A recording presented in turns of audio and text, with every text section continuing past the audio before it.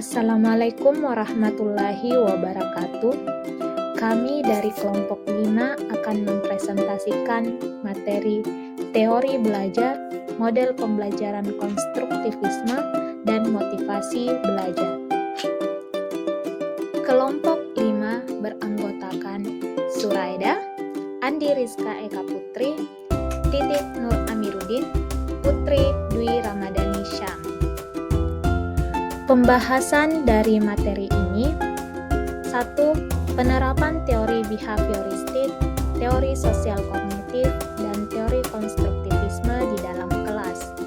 2. Model-model pembelajaran yang terbentuk berdasarkan prinsip konstruktivisme. 3. Rencana untuk meningkatkan motivasi para siswa yang ada di dalam kelas dengan gambaran sebagai berikut.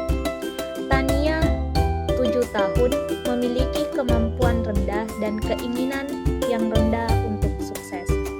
Samuel, berumur 10 tahun, yang bekerja keras untuk menjaga harga dirinya pada tingkat tinggi, tetapi memiliki rasa takut akan gagal yang kuat. Sandra, berumur 13 tahun, yang tenang di kelas dan meremehkan keterampilan mereka. Robert, 16 tahun, yang menunjukkan sedikit minat di sekolah dan saat ini tinggal bersama dengan bibinya. Sudah tidak dapat menghubungi orang tuanya. Teori belajar behavioristik. Belajar merupakan bentuk perubahan tingkah laku dengan cara yang baru sebagai hasil interaksi antara stimulus dan respon. Penerapan teori belajar behavioristik. 1. Guru harus menyusun materi atau bahan ajar secara lengkap, dimulai dari materi sederhana sampai kompleks. Guru lebih banyak memberikan contoh berupa instruksi selama mengajar. Saat guru melihat ada kesalahan, baik pada materi maupun pada siswa, maka guru akan segera memperbaikinya. Guru memberikan banyak drilling dan latihan agar terbentuk perilaku atau pembiasaan seperti yang diinginkan. Evaluasi berdasarkan perilaku yang terlihat. Yang terakhir, guru dituntut memiliki kemampuan memberikan penguatan, reinforcement, baik dari sisi positif dan negatif. Teori belajar kognitif sosial adalah teori yang menonjolkan gagasan bahwa sebagian besar pembelajaran manusia terjadi dalam sebuah lingkungan sosial. Penerapan teori belajar sosial kognitif. 1. Minta siswa untuk merefleksikan pengalaman mereka melalui pembuatan jurnal atau laporan harian tentang kegiatan apa saja yang mereka lakukan. 2. Mendorong diskusi berdasarkan apa yang diajarkan dengan meminta siswa untuk menjelaskan materi pembelajaran di depan kelas dan ajak siswa lainnya untuk mengajukan pertanyaan. 3.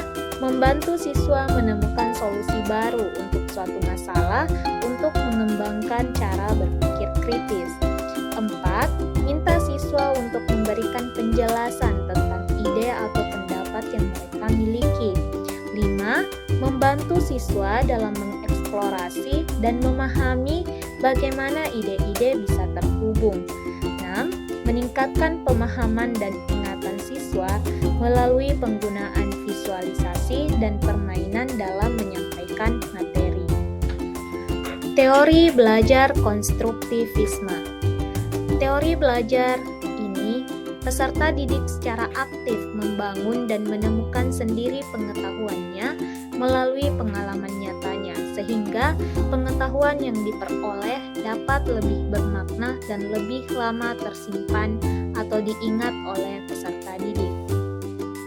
Penerapan teori belajar konstruktivisme. 1. Mendorong kemandirian dan inisiatif siswa dalam belajar. 2. Guru mengajukan pertanyaan terbuka dan memberikan kesempatan beberapa waktu kepada siswa untuk merespon. 3. Mendorong siswa berpikir tingkat tinggi atau higher order thinking. 4. Siswa terlibat secara aktif dalam dialog atau diskusi dengan guru guru dan siswa lainnya. 5. Mengemukakan gagasan-gagasan mereka, maka dialog yang sangat bermakna akan tercipta di dalam kelas. 6. Siswa terlibat dalam pengalaman yang menantang dan mendorong terjadinya diskusi. 7. Guru menggunakan data mentah, sumber-sumber utama, dan materi-materi interaktif. Model pembelajaran konstruktivisme terdiri dari model problem-based learning adalah pembelajaran yang menggunakan masalah nyata sehari-hari yang bersifat terbuka untuk diselesaikan oleh peserta didik dalam rangka mengembangkan keterampilan berpikir, keterampilan menyelesaikan masalah, keterampilan sosial, keterampilan untuk belajar mandiri dan membangun atau memperoleh pengetahuan baru. Model project-based learning. Penekanan pembelajaran pada model ini terletak pada aktivitas-aktivitas peserta didik untuk menghasilkan produk dengan menerapkan keterampilan meneliti, menganalisis, membuat, sampai mempresentasikan produk berdasarkan pengalaman nyata. Selanjutnya, model discovery learning. Model discovery learning adalah model pembelajaran untuk menemukan konsep, makna, dan hubungan kausal melalui pengorganisasian pembelajaran yang dilakukan oleh peserta didik. Model inquiry learning. Inquiry merupakan proses pembelajaran yang didasarkan pada pencarian dan penemuan melalui proses berpikir secara sistematis. Pada model ini, pengetahuan bukanlah sejumlah fakta hasil dari mengingat, akan tetapi hasil dari proses menemukan sendiri. Selanjutnya, model group investigation. Group investigation adalah salah satu bentuk model pembelajaran kooperatif yang memiliki titik tekan pada partisipasi dan aktivasi siswa untuk mencari sendiri materi atau segala sesuatu mengenai materi pelajaran yang akan dipelajari.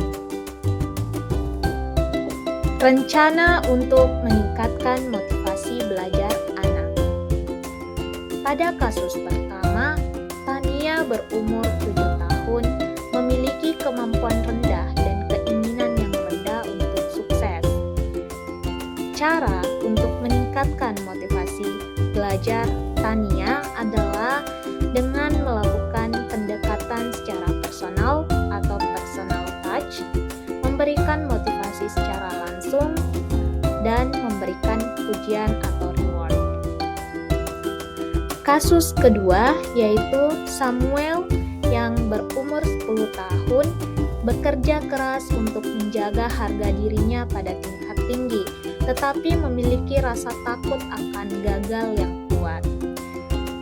Rencana untuk meningkatkan motivasi belajar untuk Samuel yaitu memahami kecemasan Samuel, menumbuhkan rasa percaya diri, lalu melibatkan Samuel dalam aktivitas kelompok.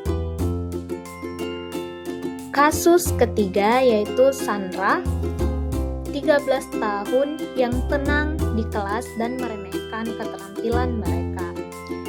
Cara untuk meningkatkan motivasi belajar yaitu melakukan pendekatan personal dengan menerima bahwa memang anak tersebut memiliki karakteristik pendiam dan memberikan pengertian bahwa masing-masing anak memiliki kelebihan baik dari segi akademik dan keterampilan sehingga dia tidak meremehkan orang lain. Kasus yang keempat adalah Robert yang berumur 16 tahun, menunjukkan sedikit minat di sekolah dan saat ini tinggal bersama dengan bibinya. Anda sudah tidak dapat menghubungi orang tuanya.